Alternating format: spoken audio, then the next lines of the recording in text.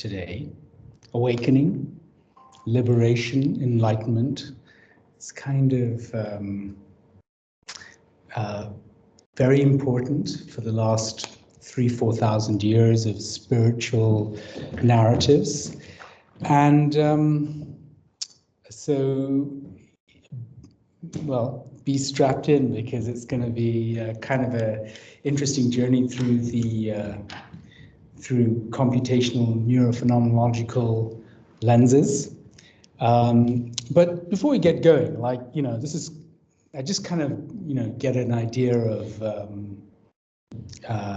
whether you guys are actually interested in like awakening and non-dual states or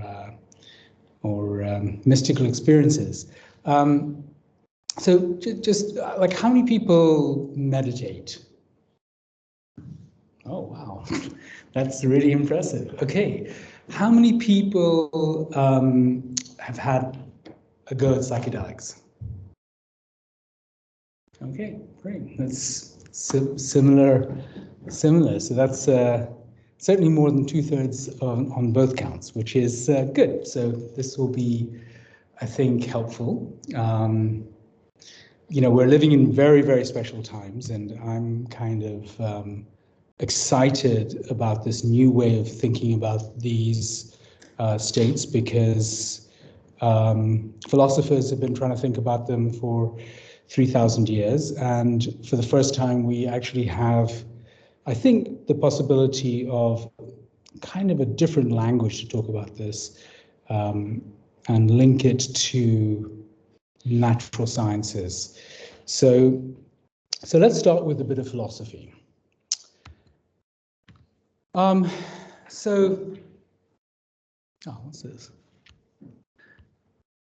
Turn this off.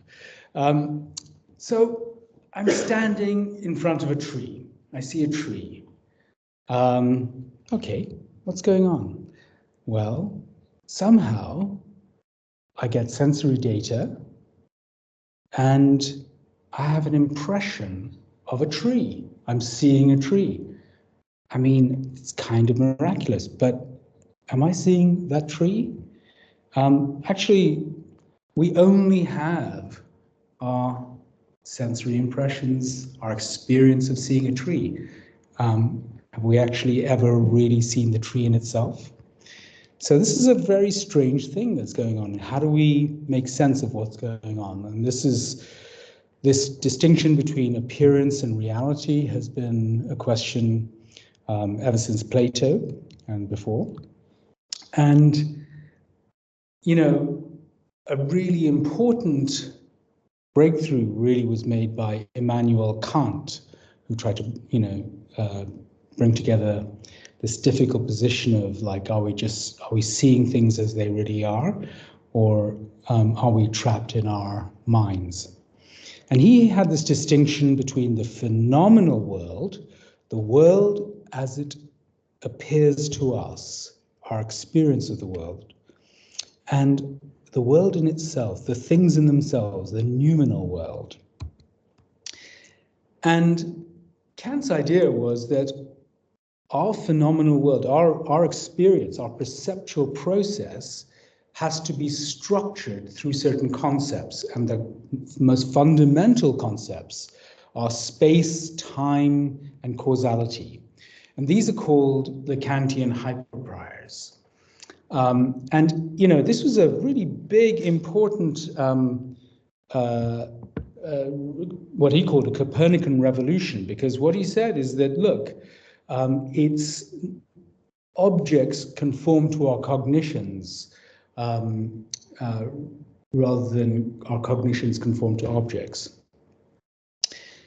So, how does this perception work? Well, perception is hard, actually, really hard. Descartes had this kind of image that we are passively seeing the world through the windows in front of our faces, and some sort of homunculus that's observing it. Is that right? That really can't be right. If you put up your thumb and look at the tree, or just, well, let's try this. Everyone put up your hand straight ahead and look at your thumb. That's about all you can see in detail and in color. And yet you look around you and you see this beautiful cartoonish definition, colored landscape. How is that possible? That's not what's coming through your eyes. You just got a few isocards of, I mean, this video should be illustrative. Oops. If I can get it to play. No. Okay. Well, it would have been what you see on the left would have been a few little bits of what you can see, and actually the picture that you're perceiving, your brain is constructing is on the right, but we can't get the idea to work, not to worry. So how does this work in theory? So we got the environment, and it's kind of grayed out because we've never actually directly beheld the environment. What's happening is that certain features of the environment, sensory causes of our data, give us some sensory data, this huge vector U. And from that, somehow, theoretically, we have to form a posterior distribution. What is the probability of certain features, like a tree, given my sensory data? Okay, and the way to solve this problem, theoretically and optimally, there is a mathematically optimal solution. If you're not at that solution, you're wasting information. So there's an information theoretic optimality here, and that's basically something called Bayesian inference, which is based on Bayes' theorem. And it's brilliant. It gives us a way to compute the posterior. Unfortunately, it is computationally explosive. We can't do it. We can't do it in machine learning, in artificial intelligence, and neither can evolution do it. So we have a problem. So somehow we have to be able to approximate Bayesian inference. The reason why it explodes, by the way, just these terms, I'll just warm them up because I am going to be talking a little bit about these things. The probability of a feature like a tree, the probability of a tree given the sensory data that I'm receiving is equal to essentially two terms multiplied together. One is the prior probability of trees. How likely am I in general seeing trees? Actually quite reasonably likely. And these are these are actually massively multidimensional probability distributions over all features. So it's quite a mess really. But the prior of seeing a tree is quite reasonable. And then what's the probability? How good a fit is the data to it being a tree? What's the probability of seeing this data if it indeed were a tree? That's called the likelihood of the data. And then you multiply these two things and you get the posterior, except there's a normalizing term to make sure probabilities add up to 1. And that's what causes a problem, because to calculate that normalizing term, we would have to consider every single hypothesis of what it could be. It could be an alien spacecraft out there. It could be, something completely different, and we can never do that. So this is computationally explosive. So what do? We're in an impasse. Well, let's take inspiration from the way neural networks work. So deep neural networks have been a massive revolution over the last 20 years. And essentially these networks, are trained, but you put in data on one side of the network at the beginning, and the networks essentially extract features, initially low-level features like edges and corners and little things, mid-level features like noses and eyes and ears, and then finally high-level features like faces, for example. Okay, how do they work? Well, what you do is you feed in sensory data, for example, pixels, pixels from a photograph or something like that, into these neurons, and each neuron connects to every other neuron in the next layer, next in the next layer, with some synaptic weight, some sort of mathematical function between, and eventually you get this sort of top layer which gives you a vector of features. Look, it's a tree, or it's a cat, or it's a dog. Okay, how do we train that? Well, We train it by comparing, you put in some sensory data, you put in some pixels, for example, you get a feature and you have the ground truth. This is called supervised learning. And the network says it's a cat, but in fact, the true feature, it's a dog. So that sets up a prediction error, the difference between them. We normally square it because to keep it positive. And from that prediction error, there's a very famous algorithm called the backpropagation algorithm, which then changes all these neural weights, synaptic weights, in such a way that the network gets ever so slightly better at recognizing features of the world. And eventually, the network gets it. It can recognize cats, dogs, humans to superhuman levels, to better than humans.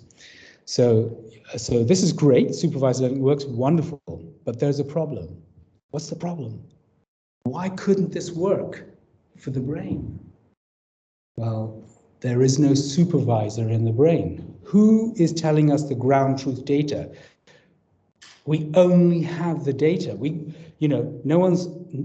don't have access to the world, to the ground truth of the world.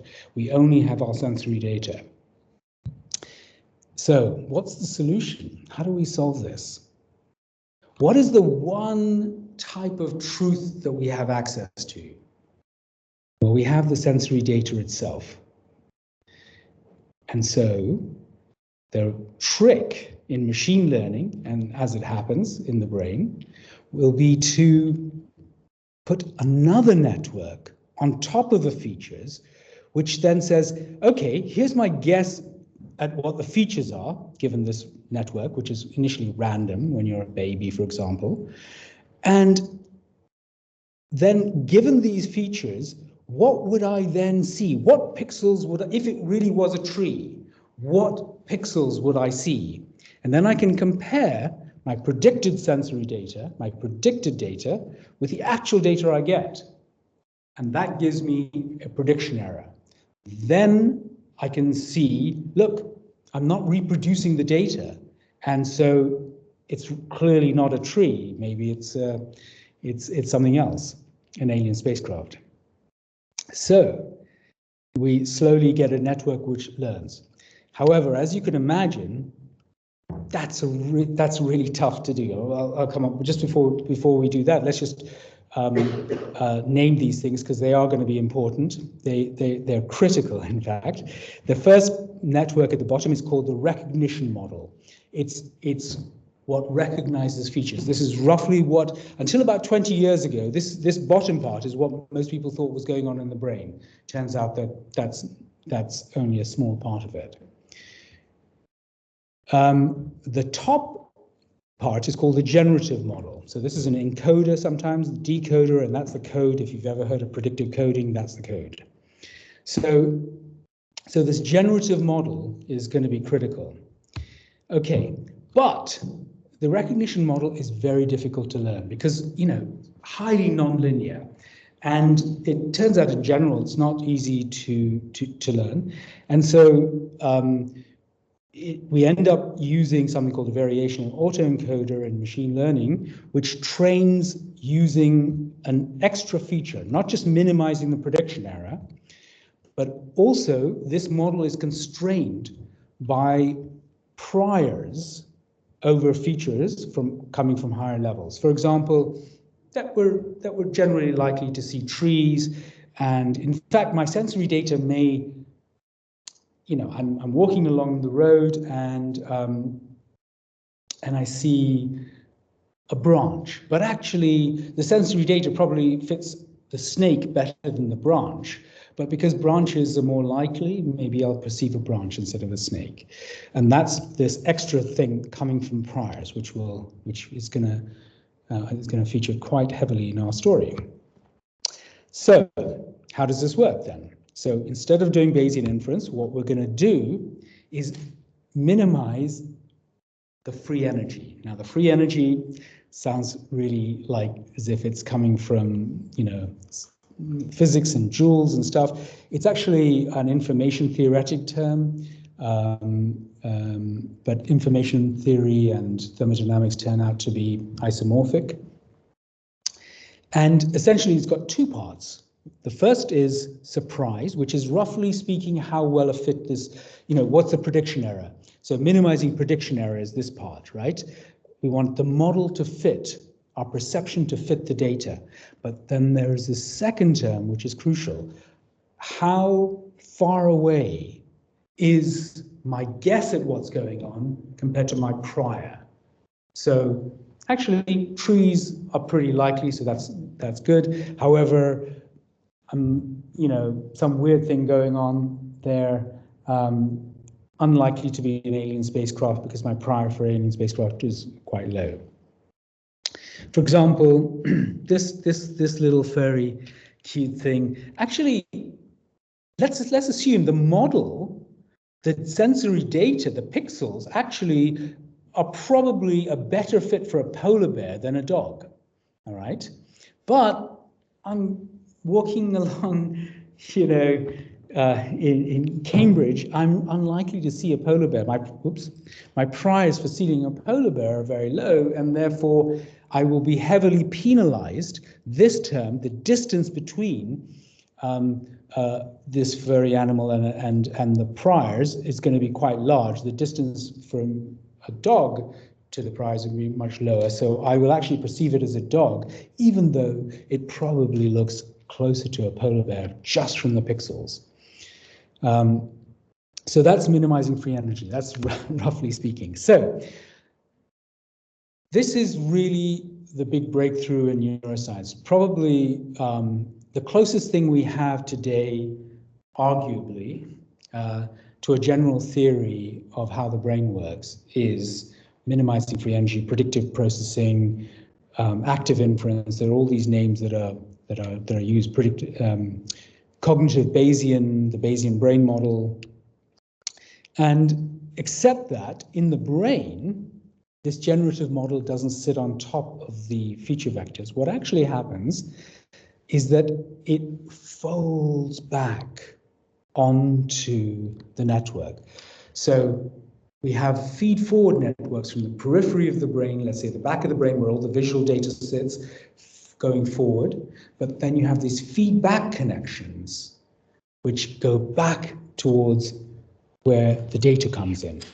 And it was always a mystery. Why are there 10 times as many feedback connections in the brain as there are feed forward? And the reason is because really what's going on is we're not processing data and then figuring out what's going on. No. Mostly what we're doing is guessing at what's going on, having a model, a generative model predicting what's going on, and then the only thing that's passed up, the data is not even passed up, surprisingly. The leading theory at the moment is that, in fact, the only thing that's passed up is the prediction errors. So we are simulating our experience, and we are only getting errors that, look, that part of your prediction didn't work very well. There's a big prediction error with the sensory data. So modify the parameters of your prediction.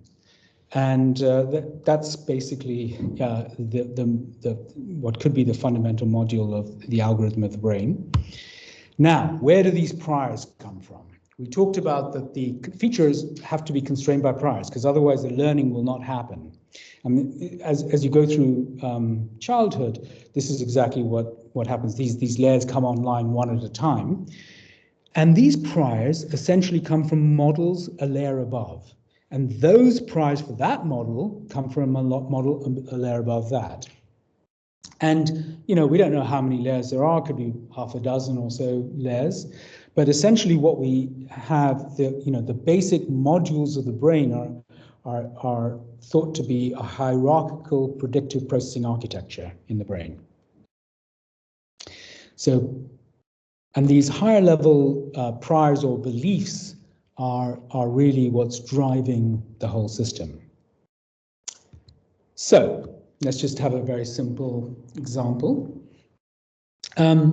let's say we get the sensory data. It's a very, very low resolution picture, can't quite make out the edges of the faces, it's kind of dark. We get the sensory input. Now, what's really how do we process this? Well, we have a high-level representation of a face prior, okay? And that generates a kind of a generative model. But of course, we have this data here. So we have a prediction error signal that's sent up saying, oh, modify your general prior-like features and adjust it. And this goes round the cycle. It's kind of iterative. And then the generative model essentially settles out on a output. And that is essentially the approximate posterior that we were trying to do, the inferred face, the inferred features. And now you can actually see that, look, these edges have been filled in, and the key point here is, and this is what's this famous kind of computational neurophenomenological hypothesis, is that what we actually see is the output of the generative model. Now, I can't stress how important this is. For the first time, you've all heard about the hard problem of consciousness, and that's been a massive problem. Essentially, there's an explanatory gap between our first-person perspective, our experience, and our third-person view of what's going on, neural firings, neurons, and how do we connect the two? That's always been a problem. Now we can't connect the two in general because that's the explanatory gap, that's the hard problem. What we now have is bypass the gap. We have a computational model which is telling us how the algorithms are instantiated in the brain, but is also telling us what we would perceive, what we would experience. So this is really fantastic, and this is why this is the computational neurophenomenology is going to be increasingly important in neuroscience. Okay, one last thing, because this is really very important. This is all, you think it's not, but in fact, the leading theory of how psychedelics works is precisely in this graph here. Okay, so how do we weight the influence of the prior versus the sensory data? I mean, we've got this thing, but how much should I trust my prior and ignore the data? How much should I trust the data? And especially when they're in conflict, there's got to be some balance between them. And when you work out the free energy mathematics, essentially it can be roughly a simplification when you've got Gaussians are roughly that the prior is weighted depending on how precise, what the precision of the prior distribution is. So, for example, this dark gray distribution is the distribution of a prior. Let's say you had some treasure buried along a line, and this is my prior belief of where the treasure is, and then I get some data, and then the data, that's the likelihood of the data, so telling me that. And I've got a form of posterior, which is where to actually dig for the treasure. Okay, well, the prior, so the precision of the prior, precision is the inverse of the variance. So when you have a large variance, very spread out, it's not very precise. Okay, the likelihood is more precise. So in this case, the posterior will be closer to the data than the prior because the data is more precise, it has a lower standard deviation. All right. Now, so the final hierarchical predictive processing architecture is that low-level models get their priors from mid-level models, which get their priors from higher-level models, and on and on. And these priors are weighted according to precision weights, okay? And these precision weights also weight the prediction errors going up. Now, these precision weights can be modulated depending on what's happening. And in fact, neuromodulators, you'll have heard of all of them, dopamine, serotonin, noradrenaline, acetylcholine, these neuromodulators, not when they're normally acting as a neurotransmitter, but these are neuromodulatory systems, actually impact global priors. For example, let's say I'm getting some major prediction error, a lot of uncertainty around, okay? Well, then I get a global signal, noradrenaline, I get stressed, and I say, oh, I don't think I know what's going on here. I better increase my learning rate. And that suddenly downweights the priors. I've clearly not understood what's going on, and upweights the data. We need to pay attention. And you'll see that something very similar goes on in meditation and in psychedelics. So all this brain stuff will actually become very important. We're going to be talking about, beautiful states of consciousness, but we need to kind of build it up slowly. So how does this actually pan out? What are these hierarchical levels?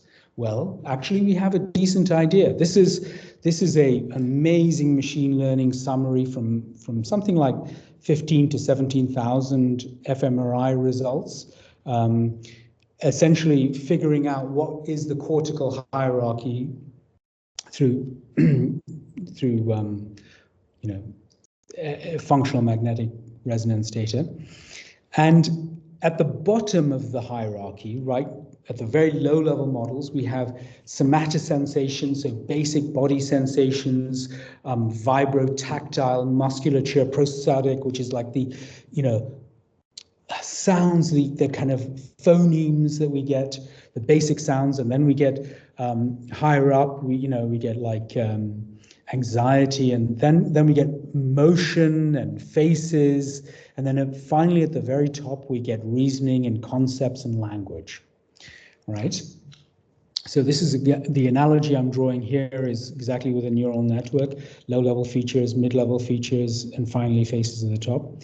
Essentially, we've got a hierarchy of abstraction, conceptualization, and compressing data. So where does this now leave us? Well, we're looking at the tree. What's going on in our model of the brain? Well, we have these hierarchical generative models, but actually, interestingly, they're kind of unimodal initially, and then they eventually become multimodal. So, for example, vision is processed separately, the visual stream, and we have audition, and we have proprioception, where my limbs are, interoception, which is a kind of an internal sensations of what my viscera, how do I feel? Oh, my gut and my heart and bladder, and all these very important regulatory systems. Somatosensations, fine body sensations. I've got some pain over here. Gustation, taste, and olfaction. And then finally, motor system is actually outwards. It's my action, I move my muscles. And they start converging and becoming multisensory, okay? And creating a whole generative model, which is then part of our experience. We end up having a gestalt, the experience that you're having now, right now, with these interesting muted beiges and whatever other colors there are. So we're standing in front of a tree. The generative model, the output of the generative model has within it a representation of a tree, an experience of a tree. But not just that, there's also the experience of this body that's looking at the tree, or this person that's looking at the tree. After all, well, we'll come on to that, but after all, that's also being experienced in my generative model. And what else? Well, all these thoughts that are going on. I mean, are you experiencing your thoughts? You can experience your thoughts. It's kind of a different thing from a visual thing, but it's part of your conscious experience. Visual thoughts, I have an image here, auditory thoughts, blah, blah, blah, oh, you know, all sorts of things. And we have our body sensations, sense of your heart and pain and a tingle and a weird sensation. We have smells. We have the sensation of breath at the nose. Perhaps even if you're very sensitive, you can feel your heartbeat. Sounds in the environment are all coming through. What else? Well, we have all these emotions. I mean, how are we feeling right now? Relaxed, bored, tense, anticipating. But this is funny. We got all these things that are going on, but this can't really be the picture because we organize our generative model with a self. We've missed something really critical here. The most important thing, the most fundamental thing is that we have a self. There is a sense of I am. That's interesting. So this can't be it. There has to be some higher level construction, higher level model that's going on. So what's going on? So all these pieces of the generative model, as they go up the hierarchy, get organized into a sense of self. But this sense of self has many dimensions. The most basic is a subject-object duality. I am here seeing a tree over there. Object, subject, me. But what else? Well, there's this multisensory integration. You know, the sounds and my emotions are all connected. And there is a sense of agency that I can act and lift this bottle. That was like me controlling somehow. That's magical. Like I'm doing this, I've got some free will doing this against the laws of physics perhaps, I don't know, whatever, what's going on. There's also a sense of perspectivity, right? I'm here and the tree's over there, like 30 degrees up and 20 degrees to the left and, you know, 15 meters up there. That kind of not even Cartesian coordinates, polar coordinates that's there all the time. Everything is in reference to the self. That's why we need a self. When we're running from the tiger, we need to know the tiger's over there, I'm here, and so that everything's in relation. That perspectiveness, that Cartesian theaterness that's going on when we construct a self. Now, the most critical thing, interesting thing about this self model that we must have, it's sometimes called a phenomenal self model. This is after the great philosopher Thomas Metzinger, who worked on this for many years, many decades, and his real insight, and this is goes back to philosopher G.E. Moore as well, is that this self model is transparent. We're not really aware it's a model. We actually think we're here. We really think we're here. So transparent in the sense that, let's say I'm looking at a bird through the window. And I see this bird, it's a lovely blue bird, and it's sort of tweeting and it's enjoying itself on the branch. And then I suddenly become aware that I'm looking through a window. The window was was transparent to me. I wasn't noticing the window. And now the window becomes opaque to me, and I notice it. And in that sense, this model can become opaque, but normally it's transparent. We are not aware that our self-model is a mental construction. And maybe we could become aware that our self is a mental construction, and then it will become opaque. So we'll come there, because we have some technologies for that. Meditation, psychedelics, many other things that can be used. I mean, this talk will feature a lot of meditation because I think it's very important. But just the the big picture. They're roughly speaking, there are hundreds of types of meditation out there, but one can kind of classify them into attentional family of meditation, where we pay attention to particular objects, narrow or even broad. Deconstructive, where we start to deconstruct our experience, things like Vipassana, and then constructive meditations, things like loving kindness and other more sophisticated things like Yidam practice, becoming the image of a goddess or something in one's mind. Okay, so let's look at this. How do these technologies work? Focused attention.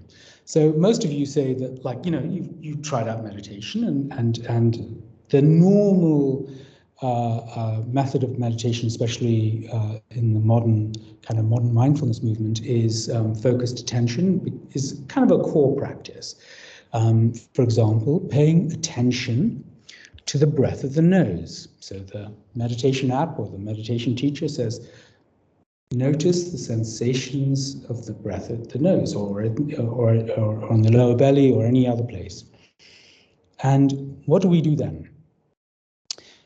Paying attention, roughly, this is part of the predictive processing theory, but paying attention is essentially increasing the precision weighting on the data, the sensory data. So what we do is we increase the precision weighting on the actual sensory data, and the precision weights always add up to 100%. Okay, so it's kind of a normalizing thing. We only have so much bandwidth in the brain, and if you put 80% of your attentional bandwidth, precision weighting, on sensations of the nose, then obviously everything else gets crowded out. And what happens well, we talked about this precision weighting, but what happens is that your posterior, remember where the treasure was buried? The posterior moves closer to the sensory data that we're paying attention to. In other words, your experience is dominated by sensations of the breath and nose. So our conscious gestalt is basically mostly dominated by the breath at the nose. And so what happens is that everything else fades in the background. Actually fades in this, as our conscious experience is essentially a weighted average of everything that we're seeing, and these weights are the precision weights. And when you reduce the precision weights of everything else, what's dominating the average, what's dominating your experience, is the breath of the nose. And then it's a very interesting state, because one thing, it's very quiet, apart from the breath of the nose. But more importantly, what we're really doing is training our attention. But we're also training our meta-attention when our attention is wandered, because we're not normally aware of that. And this becomes very important. We're essentially becoming masters of manipulating our precision weightings. This is really what it's going to come down to. So essentially, we've found our way out of monkey mind. We've quietened the mind. And that can be very helpful, but that's just the beginning. The next kind of phase of practice, when you really start to deconstruct things. Now, we talked about how, in these neural networks, things are composed, of edges and corners, and then parts, and then whole things. And we saw this hierarchy, from basic body sensations to faces to motion, all the way up to concepts and truth and beauty and whatever at the top. And these are all composed. And so what you can do is start to decompose it. How do we do that? You can see this picture here. You can see it as a face, or you can start to see it as a process. if in meditation you can notice that you know, instead of noticing that you have an arm or a leg, you can start to notice all the micro sensations, and then it's really interesting. Do you really have an arm, or do you have this sea of burbling sensations that are going on?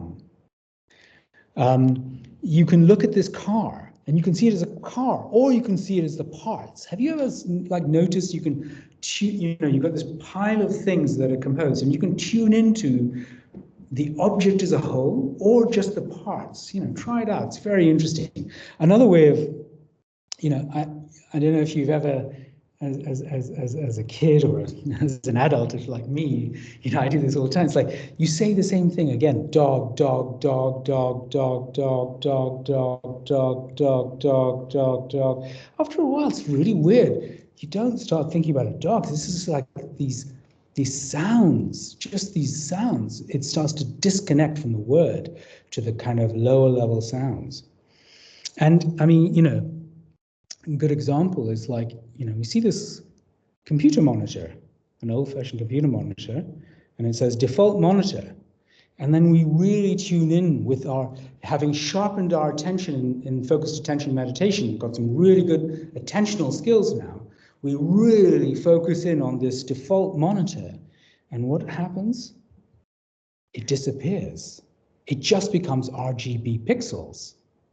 And that's what you can do. If you end up being able to do precision modulation in the brain, you can end up deconstructing these constructs that are carefully constructed by your brain. You can start to deconstruct them at will. And that is very interesting, and that's very helpful, and that will be an important technology. So what's really going on here is that we have these we have this hierarchical model, and what we are doing is essentially decreasing the precision weighting of these priors. We are effectively saying we're down weighting the top level beliefs, the core beliefs that you have, you know, including, for example, oh, I'm a depressed person, like, well, we'll come on to that kind of stuff. But, you know, you can be started to downweight these top level beliefs and instead go down the cortical hierarchy. So that's very interesting.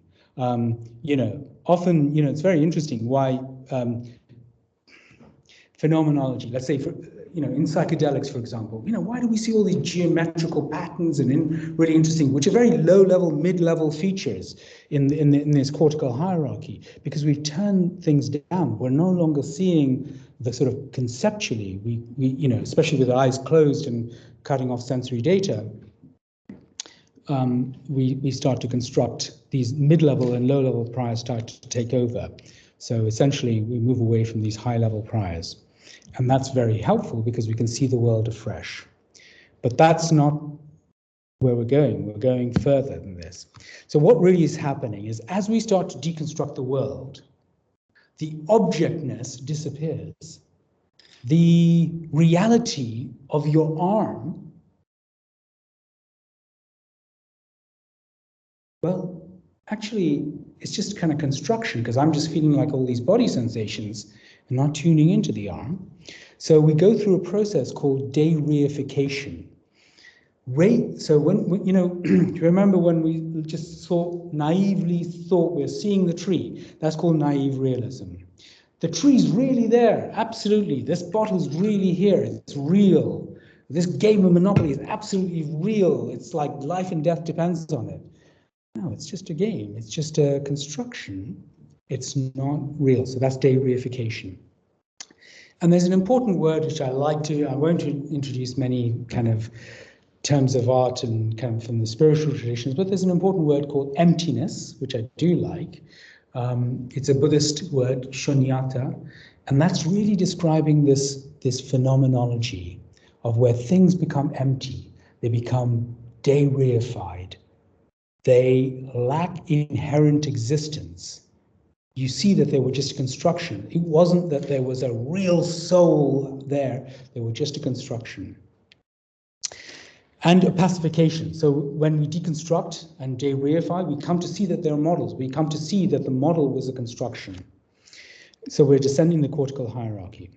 All right, so we've done this focused attention, we've done this kind of deconstruction. What have we got? Well, we got this kind of global opacity where everything's just these buzzing, burbling, low-level sensations. And of course, we've done our quietening attentional meditation, breath focus. And so that's quietened everything.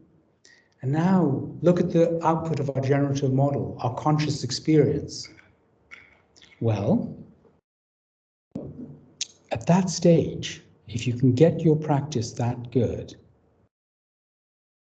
you can start to recognize something. You can recognize the empty space of phenomenal experience itself. You can recognize the awareness itself, except that this awareness is not our normal dual awareness of subject-object, because these are all deconstructed. This is non-dual awareness. It is the substrate of the generative model itself.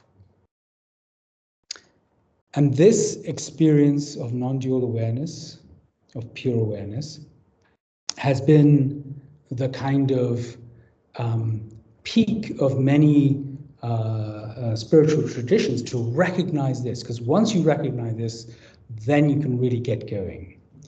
And over the years, there have been many metaphors that have been used for this, because so one metaphor is that, you know, we've got a mirror and we're seeing all these reflections and we've never noticed the mirror itself. Or another one is we're seeing a screen and you're seeing all this stuff, but you know, we forget that it's actually all just a screen. It's all just modulations of the screen itself. You don't notice the screen, you're just focused on an object. Another very famous one is we have all this weather that's going on in our brain, like our minds, and like we got clouds and rain and thunderstorms and whatever, and we forget that there's always the sky. The sky is always there. And even when it's super cloudy, the sky is always there. Another one is we've just always been used to seeing the waves on an ocean, but we've never noticed that it's all just water.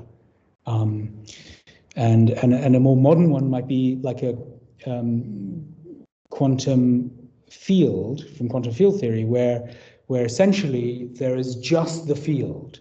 And we've never noticed. What we've noticed is vibrations in the field, these particles. The vibrations in the field turn out to be, you know, electrons and whatever. But it's just one field with many vibrations.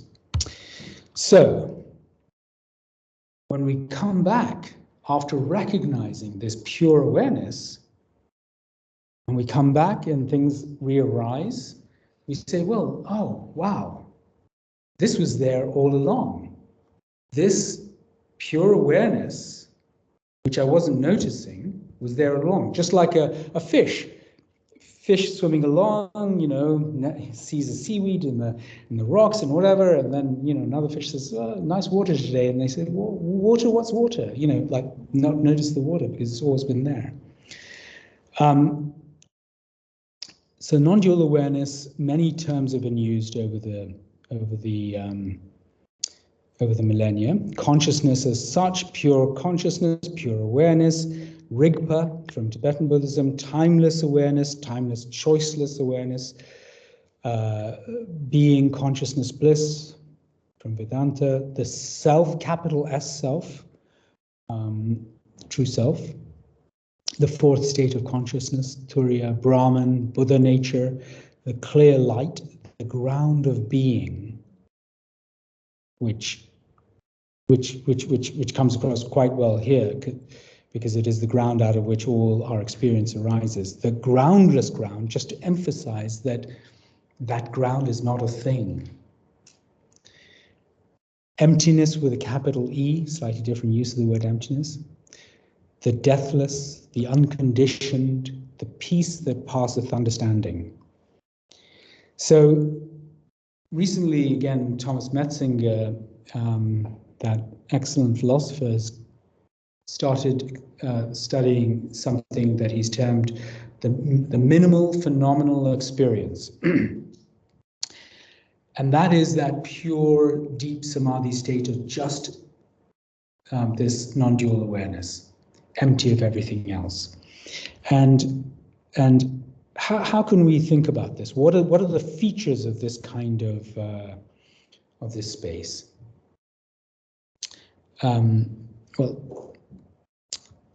So some of the features are that it is the space of knowing. It is often called luminous because traditionally the light of consciousness illuminates objects. So it is luminous in the sense that it has the capacity to illuminate. It's often described as presence or pure being. And this is important. It has a kind of inherent reflexivity. It knows itself. So where is it known from? So our normal understanding is that we have a subject. We, the subject, is like seeing something. But now that you're in non-dual awareness, subject arises within awareness. This is not what's observing. It was always awareness that was aware. Our self model just usurped that awareness capacity and gave us this illusion of a subject-object duality. Awakeness, that's very important actually. That's one of the few words that really has content. I have to tell you that, like, we all know what it is to be awake, and that awareness is awake, and that may not be a coincidence. There are theories that, sort of physicalist theories that actually this is to do with the reticular activating system giving you the basic awakeness. Spaciousness. There is no boundaries. All boundaries are within awareness, like, oh, the boundary of this, but this is within my awareness. So there's a kind of a boundlessness. There's silence, because sounds arise within it. So it's silent. And stillness. Motion arises within awareness. So awareness itself is lack of motion. The word for that is stillness. And then this is probably one of the deepest ones, which is occurrences happen within awareness. This and this and this. The flow of time happens within awareness. So the awareness that we're talking about is timeless. Strange stuff. So, similar phenomenology, but different metaphysics. I'll come to that. So just, rounding it out, just want to take a, okay, I'm not going to make it to the end, so we're going to, but it's okay.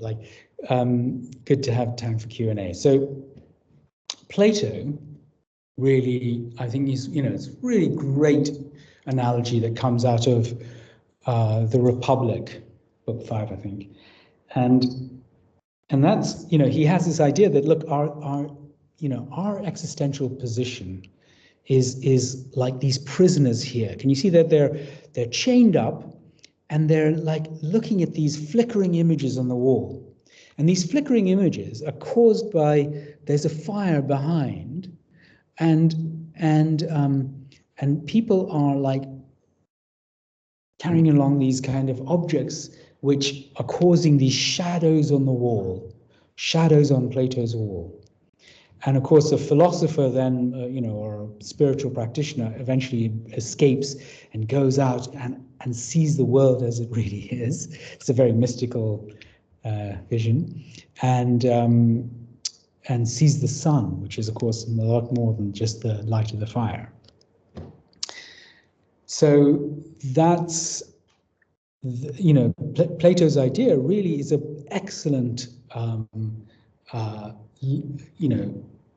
an excellent analogy to this new conception of what awakening is. Awakening is awakening to the nature of our being, of our experience. It is waking up to it is knowing the substrate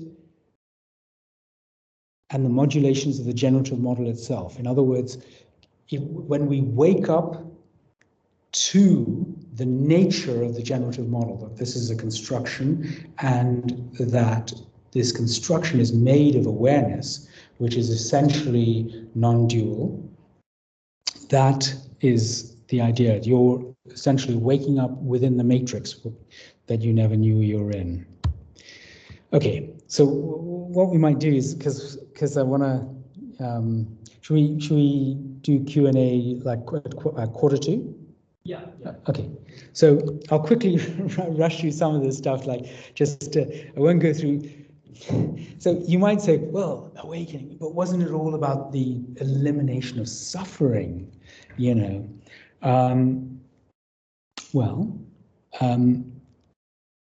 This is a predictive processing account of, like, you know, what reward, why do we move? Essentially, you know, roughly speaking, there was this is a fantastic achievement in cognitive neuroscience in the last 10 years, really 10, 15 years, which is that we've even brought the reward circuitry, the reward mechanism in the brain into this framework. So what happens is that I have a prior that I will get my reward, that I will, you know, get the apple, get the bottle. And if I don't have it, there's a prediction error, because I want it and I don't have it. And so I need to minimize a prediction error. Well, how do I do that? Oh, if I do that, if I do some actions with my motor system, I minimize the prediction error and I have reduced free energy. So remember, we talked that the key thing is we're minimizing free energy, and moving to your rewards or away from what you don't want is minimizing free energy. In basic physiological terms, moving towards homeostasis, where my blood sugar is just right, where my hydration is right, where my blood pressure was right, is where we want to be. Any prediction errors from those homeostatic signals will be a discomfort, and then you work yourself up from there. So this is yeah, you know, kind of interesting. It's kind of a complicated story, this, but essentially we end up with this free energy landscape. But forget about all that technical stuff. Let's just think about this. The lower you are on this surface, this energy surface, the more closer to homeostasis you are, the closer to your value function that you are. You know, you're away from having high prediction errors, okay? So this is a free energy landscape, and we get buffeted around. We have deviations from this local minimum, which is an attractor basin, caused by surprising fluctuations in the environment, okay? And these deviations from being at the minimum are frustrations of our preferences, because we want to be at the minimum. We want to be in a good state. We want to be in the state where we're satiated, for example, or something like that. And they are the actual basis of negative valence. So this, you know, this is a pretty interesting model of how the valence systems works in the brain, pain and also pleasure. And that negative valence is deeply important from an evolutionary perspective, because after all, that's what spurs us into action. We want to minimize our prediction error. We therefore move to whatever action is going to minimize our prediction error. But the stochasticity of the environmental fluctuation is inexorable. Oh, gosh. So therefore, any system with preferences will inevitably be characterized by bouts of negative valence. And that little argument is, roughly speaking, the Buddha's first noble truth. Life is full of suffering. Rightly so, from an evolutionary perspective, because that's what spurs us into dodging the second law of thermodynamics and staying alive. So how does this work? How does this awakening stuff reduce suffering? Well, from the unfabricated, from the ground of being, some phenomena can arise, some thought, some sensation, for example, some pain. But as soon as that sensation arises, there's a prior associated with it to say, no, this is how things should be, and this is what I have. And as soon as that prior is there, there's a prediction error. And a prediction error is dissatisfaction. It's not good. It's not. You want to minimize that. But that's not the half of it, because then you really go to town, and then you get mental proliferation, all sorts of things just buzzing, burbling. Oh, that shouldn't be the case. Why is this always happening to me? And you go off into a spin, and that's in Buddhist theory that's called papancha. Proliferating. And that's so let's look at this, let's break this suffering down. So Metzinger actually has 4 necessary conditions for suffering. The first is negative valence, that things aren't the way you want them to be. But we need to be conscious beings. This is not so relevant for us, but it might be for AIs. So, AIs might need to be conscious to suffer. You need a phenomenal self-model. In other words, this pain up here is mine. It's not just there's some pain over there, but that's fine, it's not mine, right?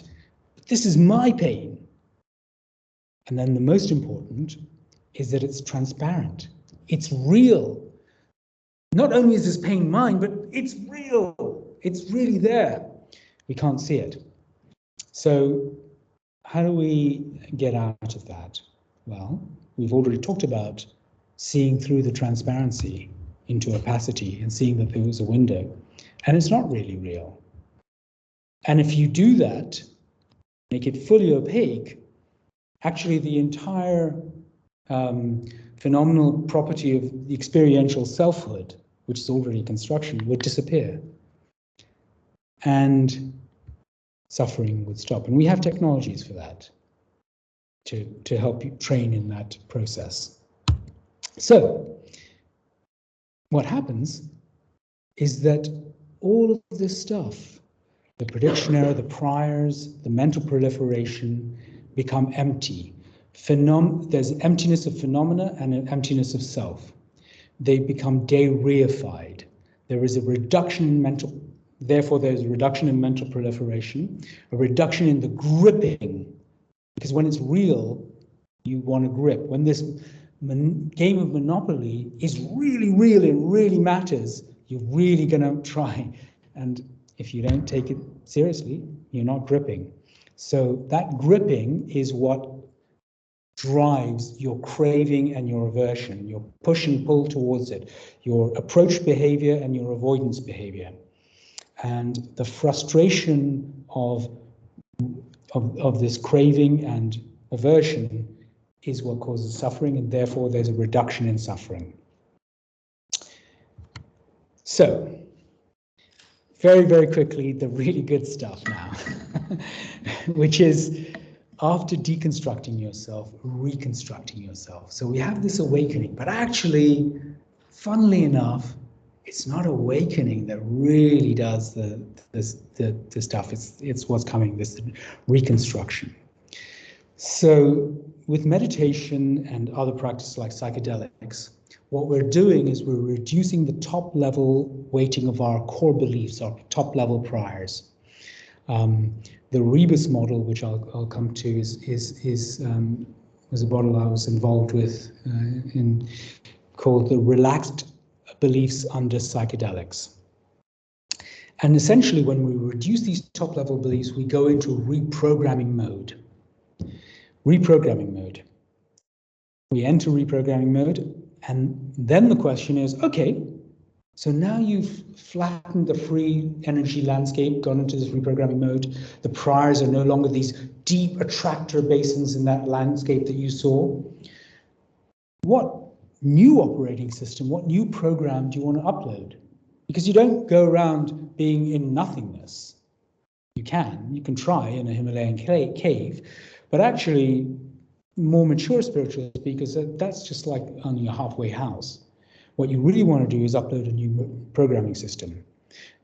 You can have them predetermined to you by your tradition. Okay, we're going to indoctrinate you from an early age into loving kindness, meditation, and put these priors so that when you go into reprogramming mode, these other priors are going to come in and take over. You can do skillful things like yidam practice, which is when you just practice becoming a goddess or a soul making or something like that. So this idea is that what we have is this attractor landscape, which is very deep, and we're stuck in these deep priors, these deep valleys in our free energy landscape. And when we use psychedelics and meditation techniques, we can flatten this landscape and we can move from one local attractor to another. And we can start to become flexible. Now, this is very interesting. So, what have we learned so far?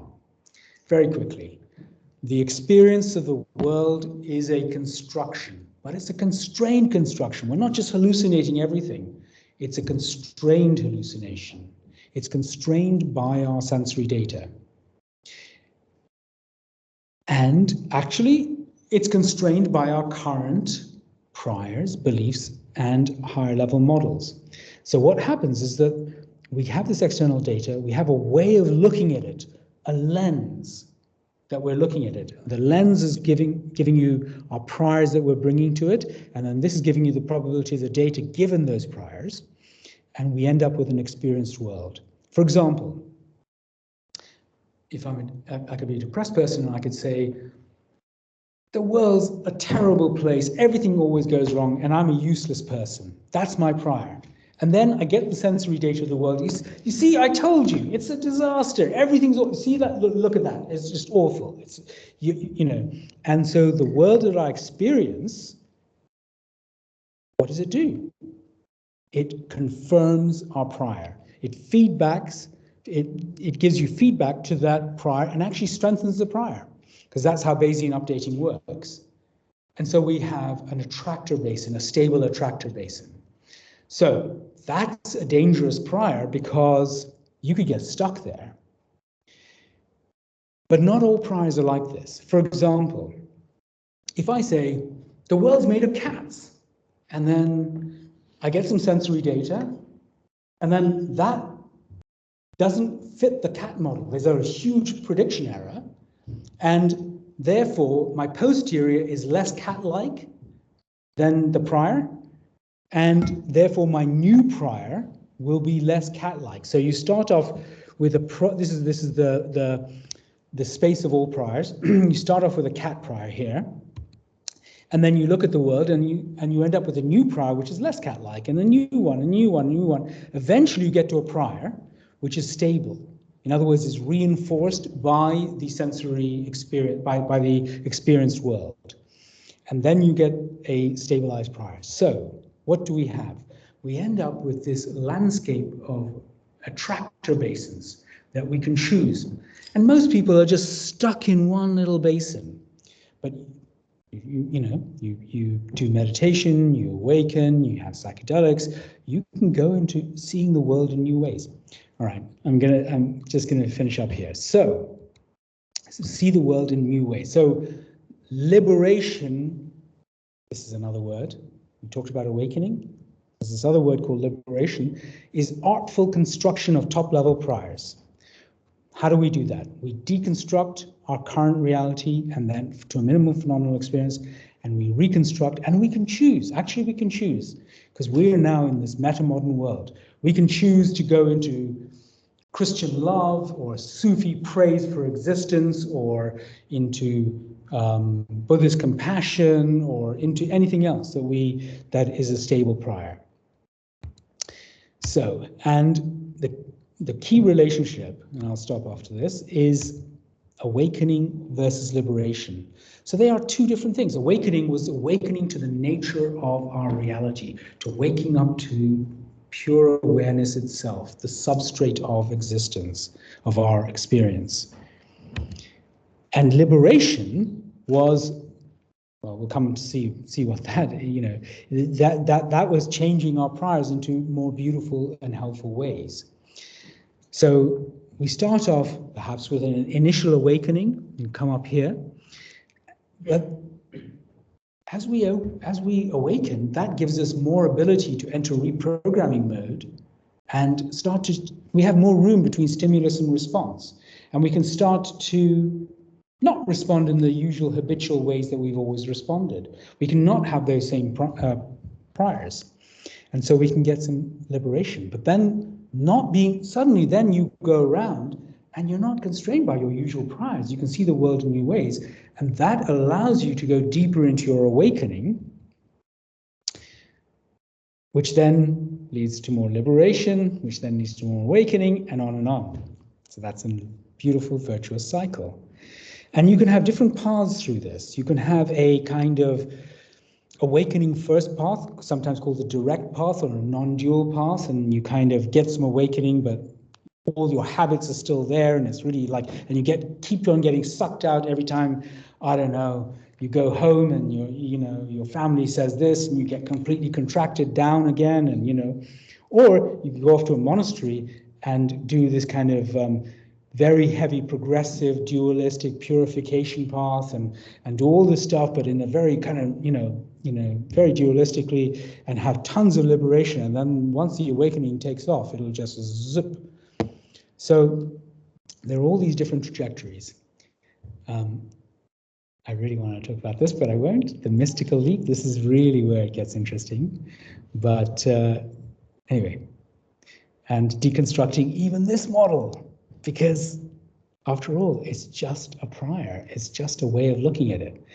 Because the highest value that I know, and I'll just kind of jump, is this, which is the blind man and the elephant. All of these are just stories, and there are many ways to tell stories about this elephant. The story I just told you is a new kind of story, and I commend it, but it's just a story. Thank you.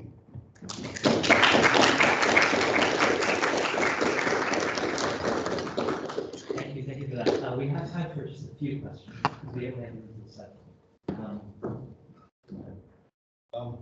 I have a little confusion about updating priors specifically. So, I get what you're saying, how acting on the world is in some sense changing the likelihood in this Bayesian update. But what actually is updating priors? Like, is it something that you see as manifesting physically, like literally neurons connecting with each other? But then, if it's manifesting physically, does that count as acting on the world? And so that's why I'm confused. Yeah. Well, that's a really good question about how is all this. There's a bigger question: is how are all these algorithms actually instantiated? And the honest truth is, we don't have a complete story of how this is actually worked out in the brain. But updating of these priors, I mean, the fact that experience changes the model is something that actually is sort of very well known, even down to the basic Hebbian learning.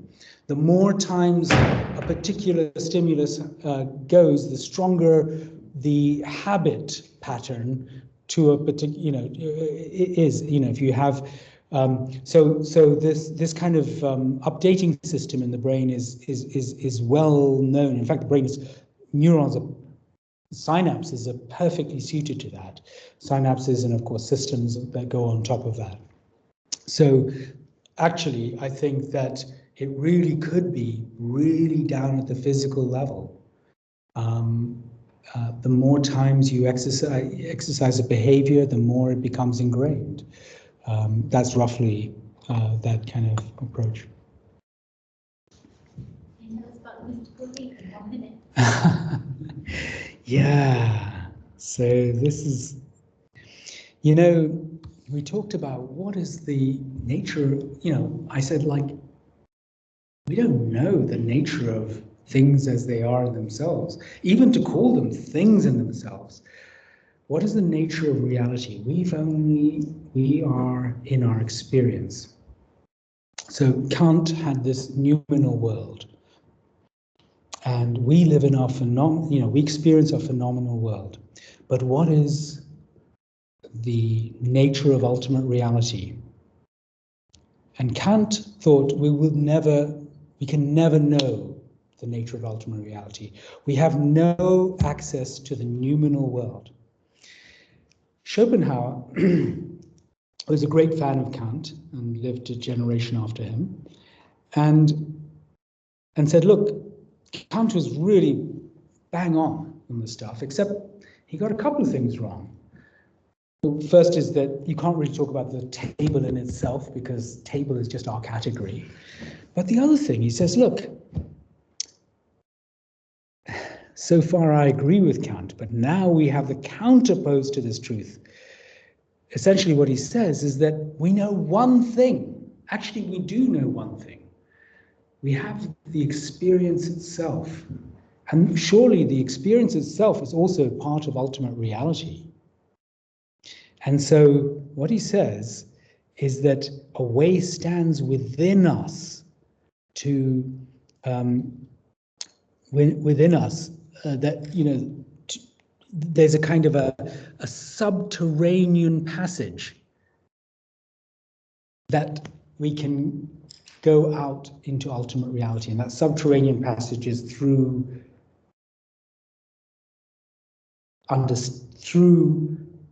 our inner experience, because that is it. And of course, no surprise that that's been linked to idealism, which is that everything is just pure consciousness, but it doesn't have to be. Let me just say, there are many metaphysical positions. I mean, I think my own view is that anyone who does psychedelics and meditation should have philosophy lessons first, so that they don't grab too quickly, because the thing is that there are many metaphysical positions, including the Spinoza type position, which is neutral monism or dual aspect monism, which is that there's ultimate reality, which shows up as conscious experience to us, but also as physicality or materiality. But essentially that there is this one substrate and we can connect to it. And then there starts to become something bigger, because then you realize that what I truly am is not just this is the next level. What I truly am is not just my generative model, not just my awake awareness, but that awake awareness, or that whatever this ultimately really is universal.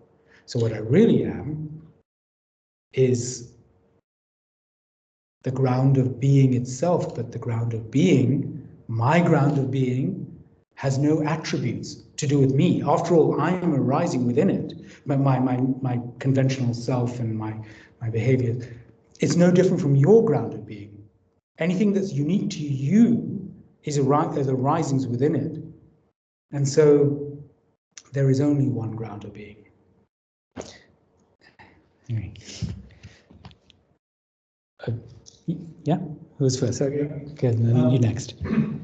Just quickly on the self and consciousness. When you were talking about the explanatory gap earlier, I wasn't sure whether or not in this model we're using this generative model, and that is our consciousness and ourself, or there were kind of points when it felt like you were talking as that self perceiving on that model. So do you think you talked about it bypassing? Good. A little bit more on the relationship. Good, great. Yeah, this is consciousness. I've very careful, because consciousness is so difficult and we really don't understand it. I've tried to stay away from the hard problem. But essentially, the output of the generative model is going on in a computational space, an algorithmic space. There is this physical instantiation of it in the brain, but there is also what it's representing, our conscious experience. So there are these three things that are going on, and we've got bridges between that information there is information in our experience. This is something that's very important. People think we know nothing about consciousness. We know something about consciousness. Information is distinction. So a bit is black or white, or yes or no, or something like that. And anytime there's distinctions, there's information. So this is information. This is red rather than blue, for example, right? That's information. That's in my conscious experience. There's also information in my neural goings on, and the generative model is linking the two. So the generative model is this algorithmic level, and there's a link, a homology. So consciousness is homologous to the output of the generative model. You might say that's just a word. What does it really mean? Well, I don't know. But then this algorithm is instantiating the operationalized process that's going on in the brain. So that's the beginnings of a bridge. It's a hell of a lot better than anyone's done before. Thank you. That was a mind-blowing talk. I think my life has changed. But I have a question, which is there like a normative / kind of prescriptive aspect to your argument? As in, do you see this approach that everyone should do this in the world? And then the second part of that question is, what about cultural and social difference? And also, if we look back, Plato has the idea of philosopher kings. In the yogic traditions, it's only certain people whose dharma or like ashrama life stage is to pursue that. How do we make sense of that social, political, economic diversity in relation to these being kind of universal, prescriptive, meditative approaches? Oh yeah, lovely. I mean, thank you. Okay. So let me leave the normative question second. Let's first come to this. I'm actually very partial to the perennial philosophy view, which is that all these lineages and traditions, yogic and Taoism and Buddhist and Sufi and Christian mysticism and Kabbalah and many other, and Neoplatonism, really are kind of drawing from the same phenomenology, but have put different narratives. Now, on top of those different narratives, they've also put a whole social cultural construct and normativity around how they want their societies to run. For example, they don't want people going off, they don't want to destroy they don't want to liberate people too much so that their society breaks down and all that kind of stuff, whatever. So they'll have so in one sense, I see our position today as a very important one, which is that we should try to go towards these core ideas and then have a lot of freedom in how we express it for ourselves, and even whether we should. So now we come to the normative part. Well, what's the source of normativity? Really important question. So I tend to be Aristotelian mostly, which is that for me, I really don't like a kind of deontological view, this is right and wrong, and I'm not even a moral realist,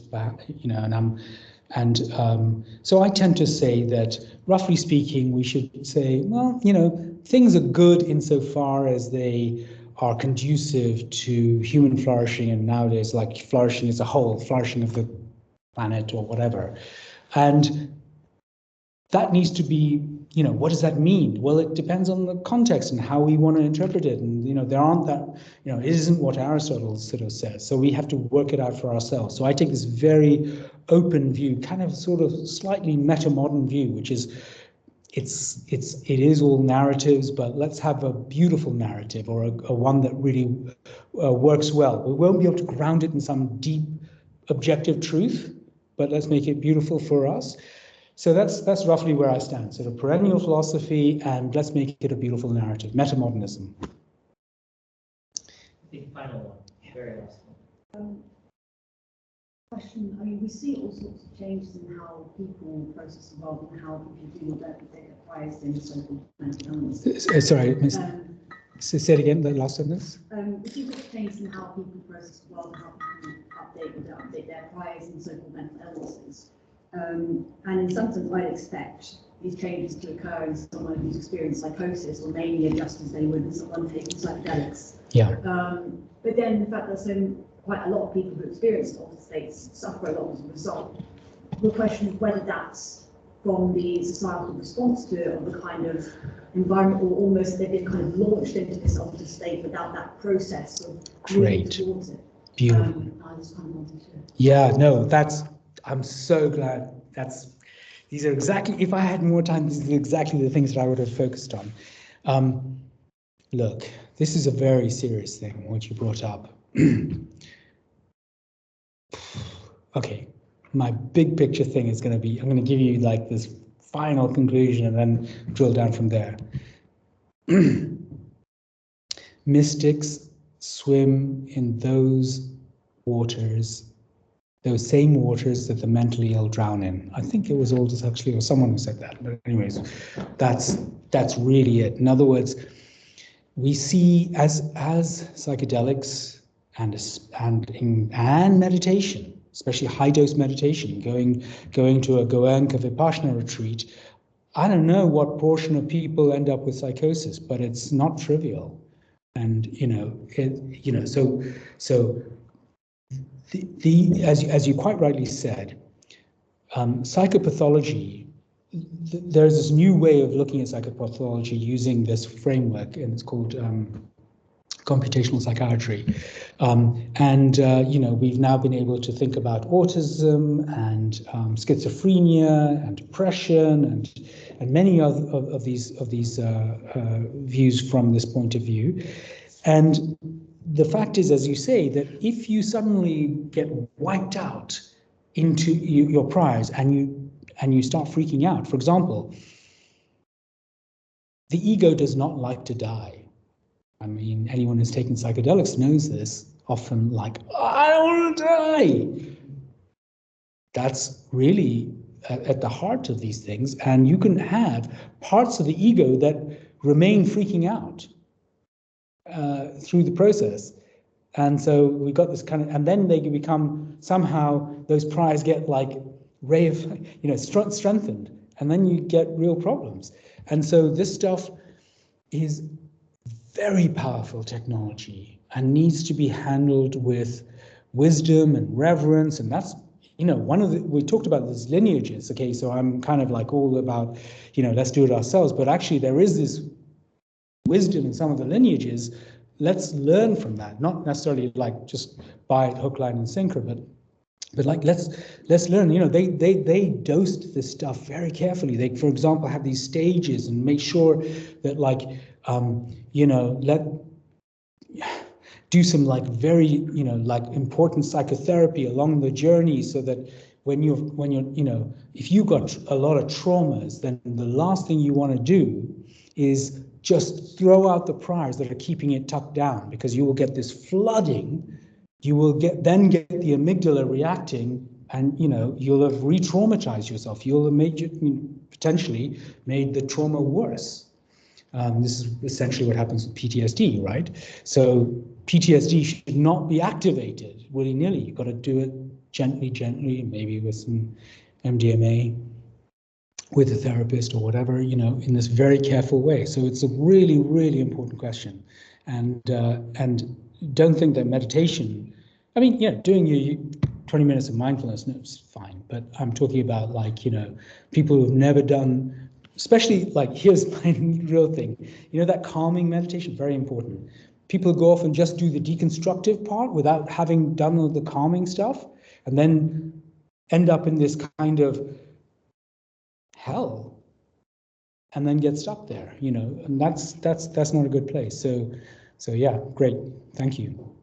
You argue that the two paths that you showed, we've got awakening and liberation, might it be more common that if someone's done too much of the awakening without the liberation and their reality is screwy, then they're way more likely to get that psychosis because it might be a physical thing going on as well as the environmental.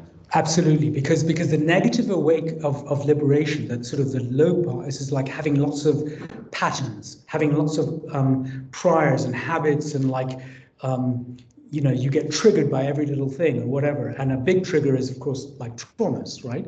And that's exactly right, which is why you know, you don't want to awake. You want to do both together and take it slowly and do your psychotherapy and work on trauma and do lots of calming meditation. And you know, the thing with calming meditation is that you can start unwinding these patterns without deconstructing, and so you'll find yourself a little bit more calm, and the patterns can then arise, but they don't trigger you so much because you've got more room between stimulus and response. Brilliant, love it. Thank you.